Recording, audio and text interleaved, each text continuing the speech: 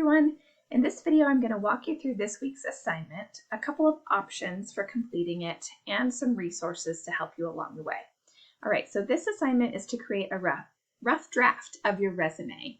Whether you are looking for a job now or whether that is down the road for you, you're going to need a resume. So we are here to help you get that done so that you are ready to put your best foot forward when there's a position you want to apply for. Okay, so step one is to watch the video you're watching.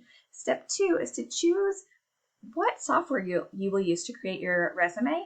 And while there are a lot of options out there, I'm going to highlight two for you today. The first one is Google Docs. Here we go. So what you want to do is make sure that you are logged into your OFS account so you can see my photo and my name, so I'm logged in. And then you're going to click into your Google Docs. And then you're going to click into the template gallery. Okay, so at the top, you won't see resume templates because it's organized sort of by category, and it's going to, most likely yours will look the same as mine, and it's going to start with education, letters, and you're going to just have to keep scrolling down until you get the section for resumes. There are 5, and you're welcome to click on all of them and see which one you like the look of or which one seems the easiest for you to edit and update. And then when you have chosen one, you'll open it and it will be editable. So you will just type, you'll click onto specific things and type directly over them with your information. So templates are awesome because you don't have to figure out the formatting. They already have a little splash of color. They already include typical categories for a resume, appropriate fonts and font sizes. So it really makes it pretty smooth for you. What you'll do is, first of all, I'm going to say you don't need to include your home address. I recommend that you don't, but you will include contact information, a phone number, and an email so that an employer could contact you for an interview. And then you would just go section by section and select the Latin gobbledygook and type over it with how you would describe yourself in terms of your skills, your experience, and so on. Okay. One upside of Google Docs is that it is not complicated technology-wise. You already have a Google account, etc.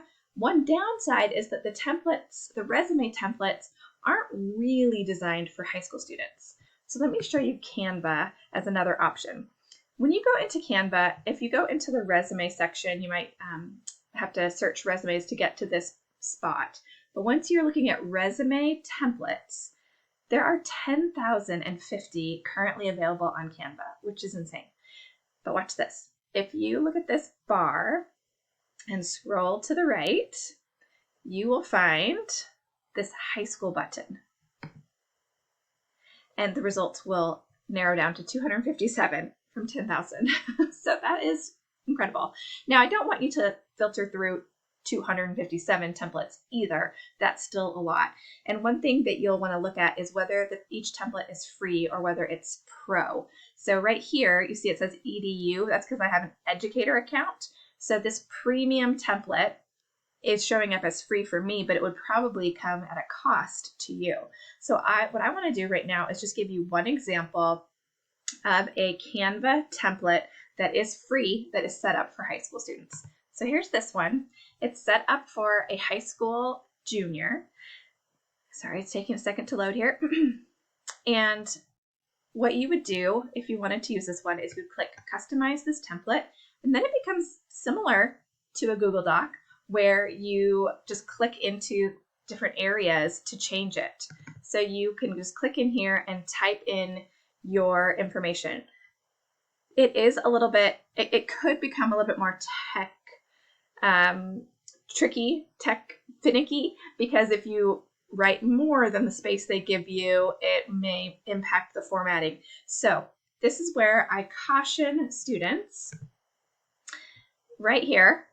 The upside of these programs is that your resume will look fantastic. The downside is that it can be like going down a rabbit hole because they can become time consuming, both in terms of browsing the available templates and then editing them, it can just take a little bit longer than doing a Google Doc. So there you have a couple pros and cons for each of those options. One last thing before I move on from that is that you do not have to include a photo. That is something that is often included in what's called a CV or curriculum vitae, but it's not required for a resume. It's really up to you and your parent or guardian if you want to do that. Okay, so you're also welcome to use a different program if there's one you've already tried in the past or one that one of your parents uses for resumes and they'd like to help you.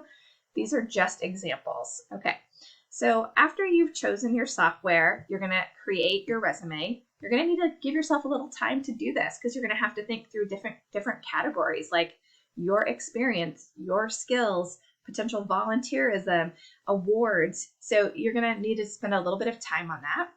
Step 4 is to make sure it's in good shape before you submit it. If you already have a resume, this is actually where you're going to start. You're going to take the resume you already have and you're going to look over it carefully.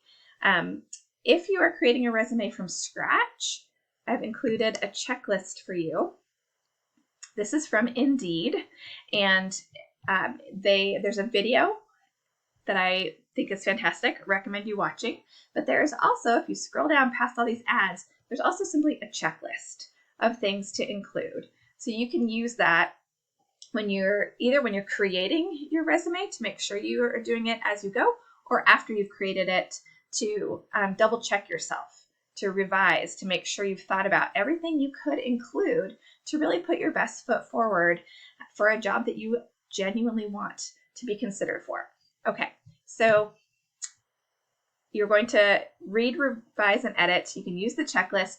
You want to give your resume a really good look over once you're done to make sure that it makes sense, it flows, and it's free of errors. You do not want to submit a resume for a job application with errors in it. Okay, so once you're done with your rough draft, you're going to submit it to this assignment. And then after winter break, we'll ask you to submit a final draft. Okay, good luck, and I can't wait to see what you create.